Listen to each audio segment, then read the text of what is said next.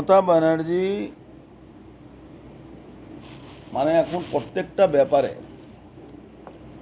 উনি নিজে ধামাচাপা দেওয়ার চেষ্টা করছেন। নার্স খুন হচ্ছে, ধামাচাপা দেওয়ার চেষ্টা করছেন। ডক্টর খুন হচ্ছে, রেপ হচ্ছে, ধামাচাপা দেওয়ার চেষ্টা করেছে।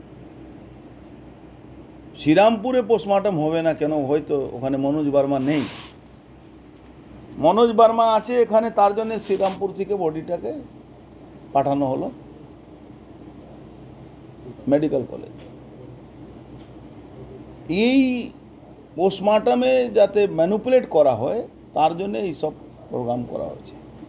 কিন্তু রাজনৈতিক দলের লোকেরা তখন তার পাশে দাঁড়িয়েছে, তার বাড়ির লোকেরা তার পাশে দাঁড়িয়েছে, তখন বাধ্য হয়ে তাকে এমসে পোস্টমর্টমের জন্য অর্ডার করতে হবে। আমার বক্তব্য একটাই, মমতা ব্যানার্জি এখন নিরঙ্কুশ হয়ে গেছে। উনি শাসনে থাকার জন্যে উনি মানুষের গণতান্ত্রিক অধিকার, সাংবিধানিক অধিকারকে লুটে নিচ্ছেন, করতে দিই। সাংবিধানিক অধিকার মানুষ যাতে না পায় তার জন্য উনি সবসময় চেষ্টা করছেন।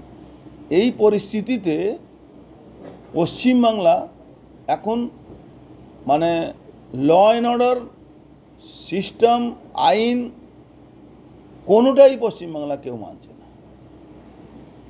সবথেকে বাজে মানে কি বলা যাবে, চটিচাটা পুলিশকে, তাদের অবস্থা এমন হয়েছে তাদের বাড়ির লোকেরাও তাকে ভরসা করে না। কেন এইভাবে দুর্নীতির সঙ্গে যুক্ত হয়ে যাচ্ছে, পরিবারের লোকেরাও ভরসা করছে না। আপনি দেখুন, একটা ঘটনা ঘটলো, সল্টলেকে অ্যাক্সিডেন্ট হয়েছে, পুলিশ গেলে পুলিশকে মারতে শুরু করেছে। কেন? সবাই দেখছে রাস্তায় দাঁড়িয়ে পুলিশ পয়সা তুলছে।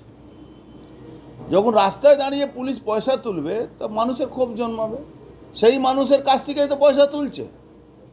তখন এই সমস্যাটা আসছে কি পুলিশের উপরে ভরসাটা আর থাকছে না। মমতা ব্যানার্জি নিজের স্বার্থের জন্য পুলিশকে চাকর বাকর বানিয়ে দিয়েছেন। পুলিশ তো সংবিধানে রক্ষা করার জন্য আছে। পুলিশের মাথায় অশোক স্তম্ভ থাকে। অশোক স্তম্ভ ভারতবর্ষে প্রধানমন্ত্রীর কাছে থাকতে পারে না, সেখানে পুলিশকে আর্মিকে দেওয়া হয়েছে।